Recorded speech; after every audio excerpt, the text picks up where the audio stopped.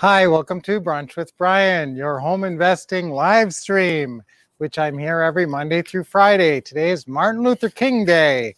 So let's honor Martin Luther King Jr., who was a man of peace and said many wonderful things. And hopefully, this whole week, everybody can follow the peaceful example of Martin Luther King. So that's a big day today. Sometimes I talk about days, but I want to talk about Blue Monday. It's actually Blue Monday today because that's going to be our topic. I'm going to give you the professor's guide to happiness. Your 8 keys, the professor's 8 keys to happiness. So I'm going to go through these, and I'm not going to go super in depth, but I want you to take a note. I want you to write down these 8 things, because to the degree that you master these 8 areas, that's about how happy you're going to be. And I'm not going to pretty much guarantee it. I guarantee it. How well you master these 8 items will determine your happiness in your life. So that's exciting, right? So we're going to get to that. And what prompted that today was because today is Blue Monday. And Blue Monday, Blue Monday is supposedly the gloomiest day of the year. Okay, it's the saddest day of the year. Now, I grew up in Minnesota. This is actually some professor went through and tabulated a whole bunch of factors and came up with this Monday being the gloomiest day of the year. Weather obviously has an impact on that. And we used to have seasonal affective disorder, SAD they call it, seasonal affective disorder. And that was when we lived in Minnesota. Your body doesn't get as much sunshine, and you're stuck inside, and you just start to mope, and it can be kind of depressing. And guys, I've always, my family has always had challenges with staying positive, depression and that. And so I've really worked on this myself. And so these were the 8 keys I came up with that really helped. The other factors that can play into this is Christmas is over. I find myself really falling prey to this one this year. I was really looking forward to Christmas, like it was going to be just a break and something really nice. And it was great, but then, now it's over. And so it's kind of sad that Christmas is over and you're putting away all the Christmas stuff and you're left with the credit card bills. So debt also played a factor in this determining of these factors that make this the gloomiest day of the year. Also, people are starting to fail their New Year's resolutions, believe it or not. So that's another reason. So let's all turn that around. Yeah, let's turn around the gloomiest day of the year and make it your happiest day of the year by committing to some really cool new ways to be happy, and at least understanding the function of happiness in your life. It's really worth it to be happy. And I never always understood this. I thought, well, if you just walk around happy, that's kind of like maybe you get complacent or you're just kind of, an airhead or something. And that's completely not true. How can you spread happiness in the world, which is a huge goal of all of ours, and if you aren't happy yourself? And so that's a big key is being happy yourself and then those around you. And who are you most affected by? Not, social media and the news and all that stuff out there. It's the people you live with and who are right around you. They affect you the most. And so if you're very positive and cheerful all the time around them, not all the time, but as much as possible, that will improve your relationships. And even a little bit more. This doesn't have to be some quantum change of your personality, but even if you're a little more smiley, and you can be that way, like on your birthday. How do you feel on your birthday? You could feel like that every day if you commit to saying, hey, it's like my birthday today. All right, let's get to these 8 things. Number 1, and this one, I almost want to put number 2, number 1, because number 2 is really more important, but number 1 is so proximate to your happiness, and that's physically pain-free, being pain-free. That's the thing. I've known people who had chronic pain, and it's really hard to be happy when you're just in pain. And so if you're in pain or if you're sick or something, you can work on, staying positive and happy, but that's a challenge. So the better challenge is to try to stay healthy. I read something when I was a kid, that was just some quirky little fact, and I'm sure it was taken out of context, but they were saying how people in China pay their doctors to keep them healthy, and when they get sick, they stop paying them. So I never looked into that any further, but it was something I read in a comic book or something.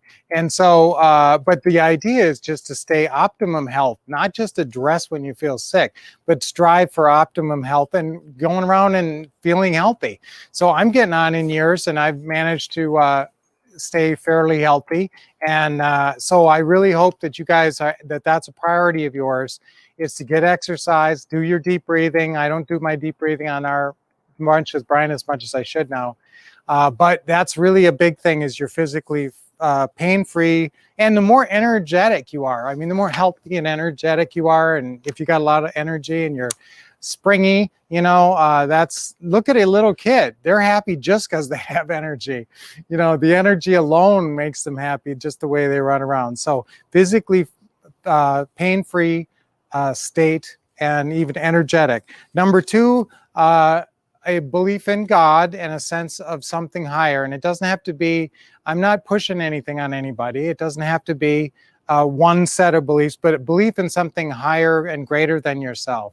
And because if it's all about you, what's the point? It's got to be about something bigger than yourself. And, your relationship with your own spirituality and your relationship with God as you conceive God, your higher power, as they say in AA. But that's really important. And then you can feel more power when you're doing God's work in the world. Okay, number three, that's what I'm getting at with your individual sense of purpose, a mission, a life mission.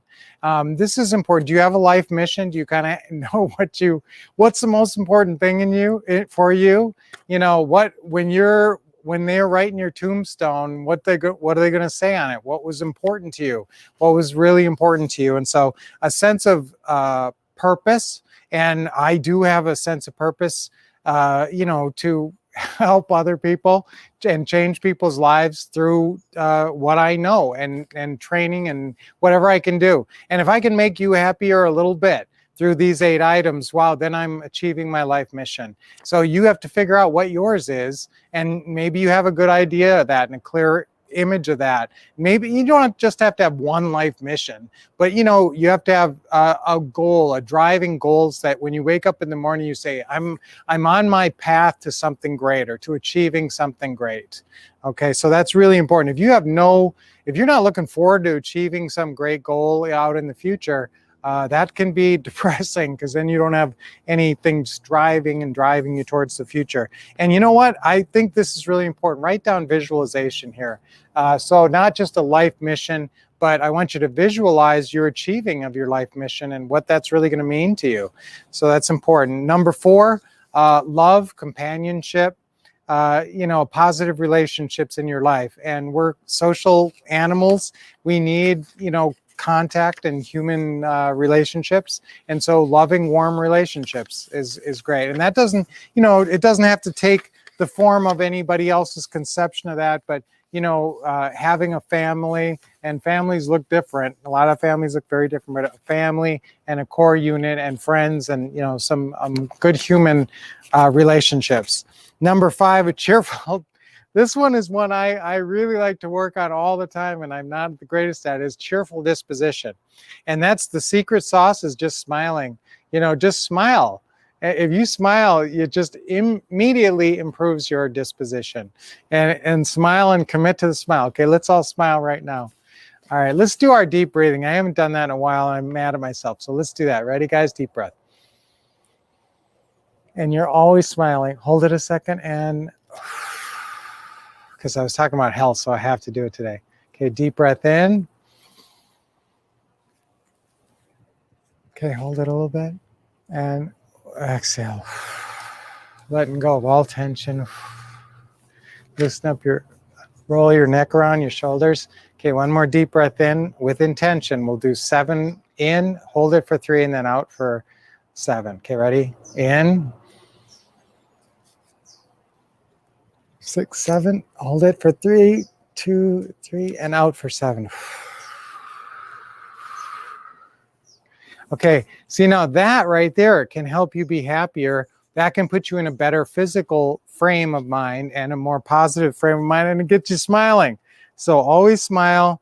And one good thing to keep a positive, I'm going to give you 2 little tips on keeping a positive disposition, is count your blessings. And yes, you should have your blessings written out like I do, my blessings. So get your blessings, write them out, and keep track of them.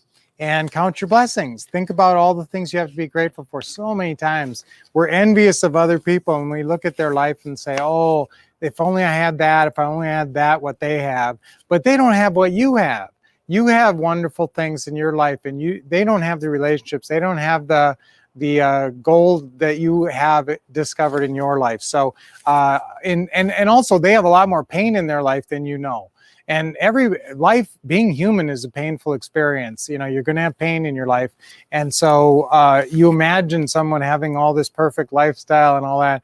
And so don't envy people too much, because you know, their life's hard too, and they don't know it, and you have great things too. So count your own blessings, focus on your own positives, and keep an attitude of gratitude. I just like to say that, attitude of gratitude. Okay, number 6, you need some way to make money. And I say this, means to make a living that's tolerable, okay, or enjoyable. And if you're lucky, and this is about role control. And I talk a lot about role control, and I'm working on that book, as I told you guys. And so I'm going to have that done hopefully this year, hopefully pretty soon. But you have to adopt a role in a work environment, and a company or a employer, or if you're self-employed, you're paying yourself for adopting this role. And the better you execute that role, the more money you make, the better you do at that job.